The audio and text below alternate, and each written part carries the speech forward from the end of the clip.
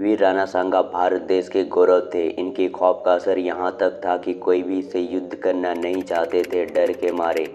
मुगल साम्राज्य के बादशाह बाबर भी उसके सामने कांपते थे। देश के महान वीर योद्धाओं में से एक थे राणा सांगा। तो दोस्तों, आज के वीडियो में वीर राणा सांगा और बाबर के बारे में बताएंगे, जिसे सुन आपके भी रोंगटे खड़े हो जाएंगे।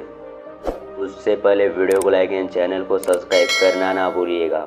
वीर राणा सांगा का जन्म 12 अप्रैल 1482 को मेवाड़ के चित्तौड़ में हुआ था और इनका पूरा नाम महाराणा संग्राम सिंह था।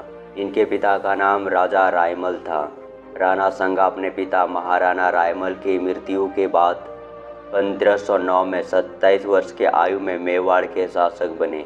मेवाड़ के सबसे अधिक प्रतापी योद्धा थे राणा सांगा। इसके शासक रहते हुए किसी का हिम्मत नहीं था कि कोई भी आसानी से आक्रमण करके कब्जा जमा ले। मुगल वंश का संस्थापक बाबर एक लुटेरा था। उसने उत्तर भारत में कई लूटपाट को अंजाम दिया। मध्य एशिया के समरकंद राज्य में 1483 ईस्वी में बाबर का जन्म हुआ था।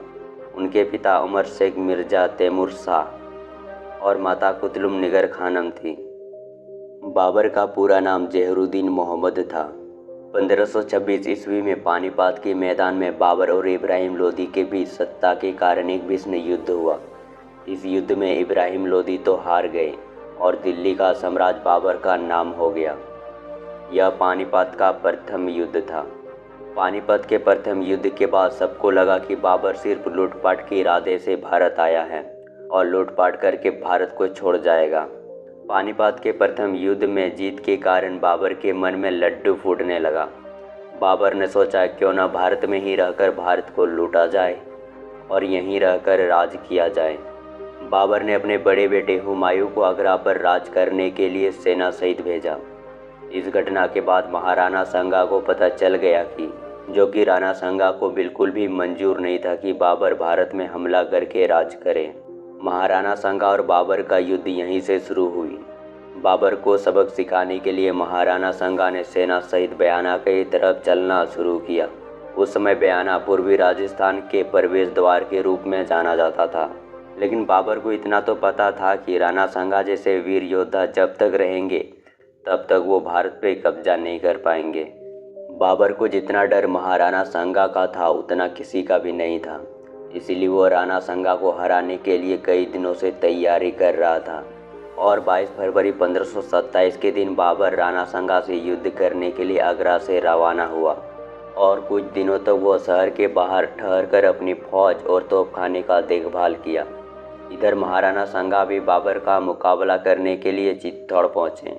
इब्राहिम लोदी के खोए हुए राज्य को पुनः प्राप्त करने की इच्छा से उसका भाई भी महाराणा सांगा के शरण में आ गए और कई सरदारों से भी राणा सांगा को मदद मिली, जो कि बाबर को हिंदुस्तान से सभी मिलकर खदेड़ निकालना चाहते थे।